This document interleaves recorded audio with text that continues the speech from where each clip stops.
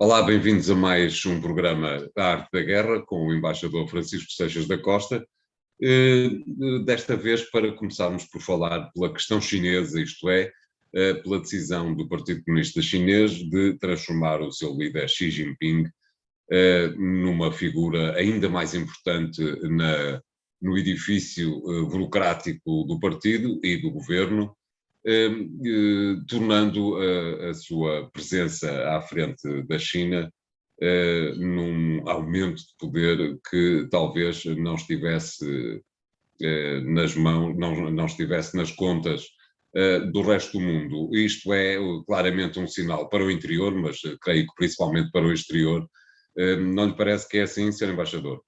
Sim, esta consagração de Xi Jinping como uma figura, eu diria que ao nível praticamente de Mao Tse-tung ou de Deng Xiaoping, como uma figura referencial e até, digamos, não travada no seu prolongamento no tempo em termos de exercício do poder, Exato.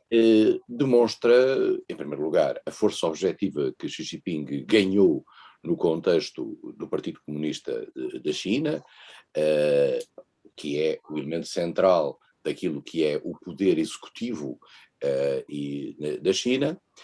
E mais do que isso, há uma espécie de mobilização chinesa à volta da própria figura de Xi Jinping, Claro. tentando, o que é muito típico no caso chinês, garantir como que uma espécie de doutrina de Xi Jinping para como fator orientador daquilo que é a política da China nos próximos anos.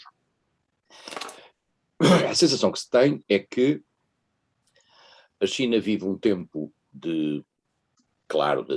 já há bastante tempo, de afirmação do seu poderio de natureza económico, com algumas dúvidas sobre se o seu poderio de natureza militar está à altura desse mesmo poderio de natureza económica, e tenta, para efeitos de mobilização interna, cumprir aquilo que é a agenda chinesa histórica. E quando se diz históricas na China, a história é muito longa, mas há uma história mais recente da China, no sentido de recuperar aquilo que são os territórios que a China considera pertencerem e não deverem estar em dúvida. Nós vimos o que aconteceu com a questão de Macau, de Hong Kong, e com a discussão importante sobre Taiwan. E vimos aí, e o caso de Macau menos importante, talvez, embora é uma questão complexa, mas no caso de Hong Kong, nós assistimos a algo que foi uma surpresa para toda a gente, se calhar para muitos analistas mais elaborados não foi, que foi uma aceleração daquilo que eram os timings de recondução do modelo de Taiwan, que tinha sido negociado com o Reino Unido, para a posição, digamos, o modelo chinês propriamente dito. Isso passou por um afastamento de algumas das medidas de natureza de gestão democrática que estavam em Taiwan.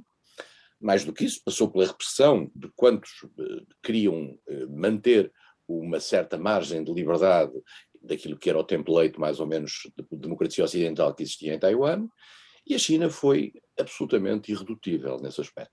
Nós falamos pouco de Macau. Macau as coisas também se passam um pouco assim, porque Macau tem menos importância no contexto global. Mas o terceiro elemento aqui é a questão de Taiwan. E aí em Taiwan, os sinais que vêm da China são muito fortes, embora não sejam decisivos sobre se e quando a China vai fazer alguma ação que faça reconduzir Taiwan digamos, à tutela de Pequim. Convém lembrarmos o seguinte, já para quem nos está a ouvir, Taiwan é, no fundo, a República da China que a seguir à Segunda Guerra Mundial passou a representar a China. A circunstância do território continental chinês ter sido tomado pelas tropas de Mao Tse-tung e que na realidade acabaram por criar uma situação de facto, criando a República Popular da China, não convenceu o mundo ocidental durante muitos anos, e até aos anos 70 a República da China, de Chiang Kai-shek, da estrutura que se tinha sido refugiada na Ilha Formosa, na Ilha Taipei, tinha mantido a ficção de que representava a China toda. O mundo aí tem uma reversão, a reversão pode ter várias explicações, e a República Popular da China passa a representar a China toda, não dispensando a República Popular da China a ideia de que aquele território é nosso, o território de Taipei, o território da Formosa, e que haverá um processo de unificação nacional. Bom, esse processo nunca ficou muito claro como é que é.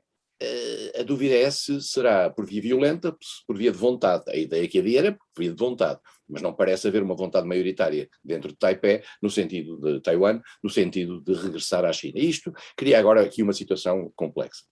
Mas isto cruza-se, António, este é um ponto, para mim, mais interessante do ponto de vista analítico. Isto cruza-se com o facto da China, ao longo destas últimas décadas, ter-se mostrado um parceiro económico muito importante para o resto do mundo, e mais do que isso, ter lançado uma ideia, que é uma ideia que hoje é muito polémica, na altura foi vista com grande surpresa, que é a ideia da nova Rota da Seda. A nova Rota da Seda o que era? Era um conjunto de investimentos que a China ia financiar, um pouco por todo o mundo, no sentido de também criar bases para aquilo que era a expansão do seu próprio comércio e dos seus próprios interesses de natureza económica. Essa nova Rota da Seda era, à partida, uma iniciativa, digamos, pacífica. Tratava-se apenas de investimentos, de um plano de investimentos com uma coerência global. A questão que hoje se põe, e isto é muito interessante de analisarmos, é saber em que medida uma ação dessas, que implicaria dezenas de países, e que já tem contratos em vários países, inclusivamente em Portugal, mas também na Itália, mas também na Grécia, etc., em que medida é que isto é compatível com uma ação internacional em que, por exemplo, no caso de um ataque chinês a Taiwan, se criasse uma espécie de bloqueio à volta da China, uma reação profunda face à China. Quer dizer, há aqui uma bondade de um processo económico normal, de expansão económica normal e aceitável, que seria ligeiramente incompatível ou totalmente incompatível com uma ação militar que, por exemplo, que tornasse a China um pária da comunidade internacional. E é esta dúvida que hoje existe sobre como é que isto se vai passar. Nesta dúvida nós olhamos para a cara de Xi Jinping. É este homem quem vai ter, digamos, esta decisão.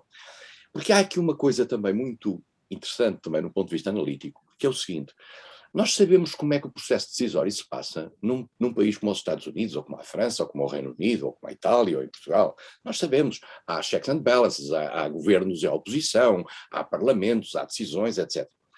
Nós não sabemos como é que se processa o processo de decisão, nomeadamente em coisas mais radicais, ações militares, etc., num país como a China, ou num país como a Rússia, sujeitos a poderes muito personalizados. Diz-se, mas a China tem o Comitê Central e o Bureau Político, os politburos, essas coisas todas. Pois, mas nós não sabemos como é que isto se decide internamente. Eu tenho uma tese um bocadinho pouco ortodoxa, que é, eu acho que, por exemplo, na Rússia, acho que o processo decisório durante o tempo da União Soviética era mais deliberado e mais democrático do que é hoje. Porque no tempo da União Soviética ainda havia aquele conjunto de senhores que nós víamos junto ao muro do Kremlin, que apesar de tudo, entre eles tinham uma análise diferenciada das coisas e depois havia uma resultante.